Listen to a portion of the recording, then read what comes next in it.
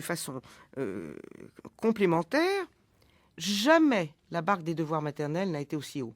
Tant et si bien qu'une grande spécialiste sociologue de l'enfance américaine pouvait déjà écrire en 1982 « Il faut plus de temps aujourd'hui pour élever 2 enfants que pour en élever 6 il y a 50 ans. » Donc, on peut ne pas aimer être cette mère parfaite qu'on nous demande d'être, ce qui ne veut pas dire qu'on ne veut pas être mère.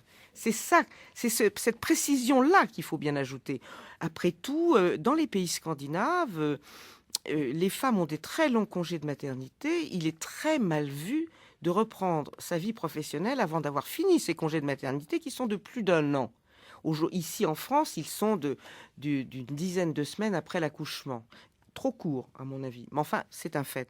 Alors, une femme dans les pays scandinaves qui se lasse du tête-à-tête avec l'enfant, qu'est-ce qui se passe? Parce qu'il y a beaucoup de femmes qui, au bout d'un moment, ne se retrouvent pas, ne sont pas dans une jouissance absolue à l'idée d'être 24 heures sur 24 en tête-à-tête avec le bébé. En plus, 6 mois d'allaitement à la demande, jour et nuit. C'est-à-dire d'une certaine façon, comme disait une personne récemment, c'est comme une chèvre au piquet. Elle ne peut plus bouger.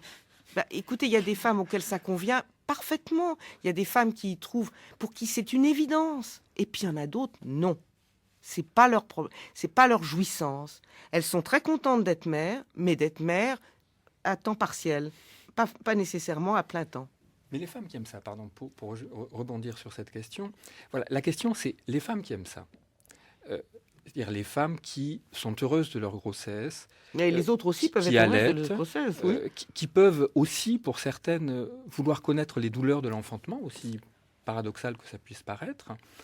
Est-ce qu'elles sont pour autant, et c'est là, moi, la divergence que j'ai avec votre argumentation, est-ce qu'elles sont pour autant du côté du naturalisme? À mon sens, non. C'est-à-dire que la façon dont elles se représentent mères, la façon dont elles veulent vivre leur maternité est déjà de l'ordre de la représentation et du symbolique, liée à une culture, à une époque absolument pas indépendante de l'individualisme aujourd'hui et d'une certaine forme d'accomplissement des individus.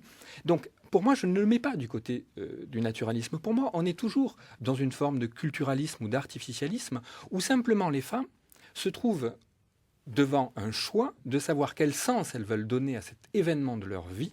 Est-ce qu'elles veulent leur donner un sens, effectivement, d'épanchement, très naturaliste, etc. Ou au contraire, veulent garder leur autonomie, leur liberté.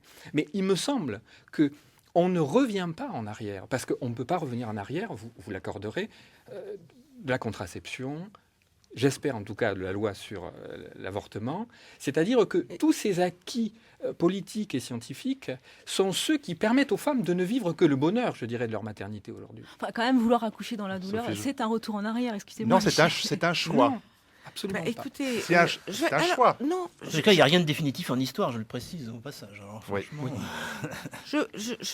c'est un choix ou c'est une imposition, c'est une pression morale. Oui. Et Voilà, ça, c'est différent. Une illustration. Savez-vous que c'est très difficile d'obtenir une péridurale dans les pays scandinaves? Au nom de quoi? Mais j'ai lu avec effarement de la votre nature. livre, Elisabeth Badinter. Quand je pense qu'aujourd'hui, Mais ça, il faut je ne l'ai pas écrit dans mon livre, non, mais quand ce je pense détail. qu'il faut que l'enfant soit dans le lit parental, aujourd'hui, c'est le précepte, parce qu'il faut que la mère soit toujours prête à donner le sein. J'avoue que je ne pensais pas qu'on pouvait en revenir là, comme dirait Sophie Joubert, sauf que pour les parents qui le souhaitent ou les femmes qui le souhaitent, c'est un choix. Je voudrais juste dire... Non, c'est une pression. Non, mais Moi, je pense qu'il y a une in fine, pression c'est un choix. de multiples bords qui arrivent pour en arriver là. Mais ce qui m'inquiète, et c'est pour ça que j'ai écrit ce livre, c'est que pour rien au monde, je voudrais que celles qui choisissent ça, et après tout, vous avez raison, c'est leur droit, c'est pas contestable d'un instant, deviennent le modèle de toutes les autres. Que ça devienne le modèle imposé de toutes les autres. Et si je dis ça, c'est parce que j'ai bien regardé de près comment, peu à peu, on est en train d'imposer dans les cliniques l'allaitement maternel aux jeunes parturiantes, à celles qui viennent d'accoucher. Et donc, je ne voudrais pas que ça s'impose comme un choix à toute la société, Bien comme sûr. le modèle même de la bonne mère. Mais bien sûr. Non, mais alors, Sophie, parce que vraiment, c'est la question du choix. Hein. C'est pas parce qu'on vous fait une pression, vous êtes obligé de le faire. On n'est pas dans un système dictatorial. Oui. C'est ce que je voulais simplement dire. D'abord, merci Elisabeth Badinter d'avoir écrit ce livre, parce que aujourd'hui, moi j'ai entre 35 et 40 ans, et aujourd'hui dire qu'on est féministe, on est regardé bizarrement. Dire qu'on n'a pas d'enfants, ou que peut-être on ne veut pas d'enfants, on est regardé bizarrement. Bon, faisons pas de généralité non plus, ni dans un sens ni dans un autre. En tout cas, vous traitez de ces questions-là dans votre livre. Moi, ce qui m'a passionné, c'est que premièrement, vous n'excluez pas les pères. Quand vous dites que ce modèle de la mère parfaite est en train d'envahir les esprits, vous dites que ce modèle-là a tendance à, exclure les pères du lit maternel, du lit conjugal, très simplement. Oui, le lit conjugal, effectivement. La deuxième chose qui m'a passionnée, c'est que vous vous intéressez à la question sociale. C'est-à-dire qu'en effet, sur cette affaire de l'allaitement maternel, oui, les femmes ont le choix, mais qui a le choix ? Ce sont les plus riches, les plus diplômés, mais les femmes les plus pauvres, peut-être, n'auront pas les moyens de se payer le lait en poudre qui coûte cher, parce que l'allaitement maternel est moins cher. Et cette question-là, elle est fondamentale. Et c'est d'ailleurs pas tant sur l'allaitement que sur le congé parental, et vous l'expliquez fort bien, qu'il est plus intéressant et plus attrayant pour des femmes aux revenus déjà très modestes de, effectivement, aller vers ce congé parental, à l'issue duquel retrouver du travail n'est pas une mince affaire.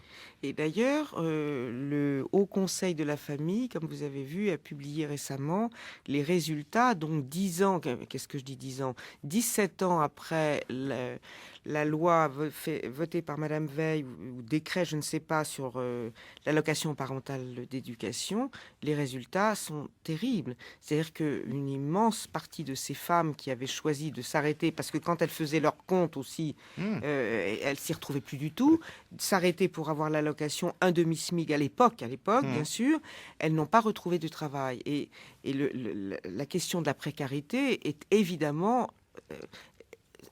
arrive évidemment, je veux dire, on ne peut pas l'exclure. Et donc, je me contente devant ce choix-là de dire attention, parce que quand même un couple sur 2, un couple sur 3 se séparent, et se séparent quand l'enfant est petit. Et que deviennent les mères qui se sont arrêtées, qui n'ont plus un pied dans le marché du travail ? C'est très angoissant. Sachant que les congés parentaux, vous le dites, c'est 96% pris par les femmes. Hein, oui. donc 4% par les pères, on le déduira assez facilement. Pascal Horry ? L'historien, en particulier l'historien du culturel, ne peut qu'adhérer au livre d'Elisabeth Badinter. Je dirais même qu'en étant culturaliste, on sait bien qu'on est sur le même terrain.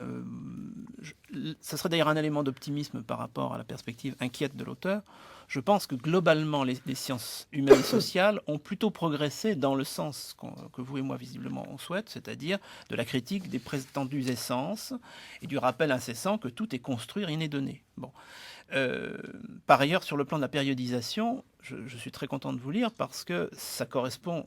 Alors là, on pourrait ajouter un jugement de valeur rapidement, hélas, à l'analyse qu'on peut faire sur tous les plans. C'est-à-dire, grosso modo, au milieu des années 70, moi je situe ça à ce moment-là, et il s'est passé quand même des choses sur le plan politique, par exemple, tout à fait convergentes. On a commencé à voir se renverser, c'est vraiment une évolution, la logique des 30 Glorieuses. Reste à savoir d'ailleurs si on ne sortirait pas en fin de ce cycle. Mais enfin, il n'y a aucune raison de penser qu'on est abonné au cycle trentenaire. Mais enfin, voilà. La seule question que je me posais, c'était de savoir dans quelle mesure votre livre, qui est un cri d'alarme, n'était pas stratégique, parce que moi, j'aurais tendance à voir aussi le verre à moitié plein.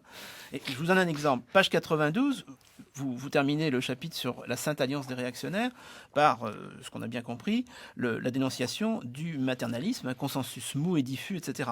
Mais vous dites qu'il y a quand même une critique constante du maternalisme par des féministes. Mais ça n'a droit qu'à une note.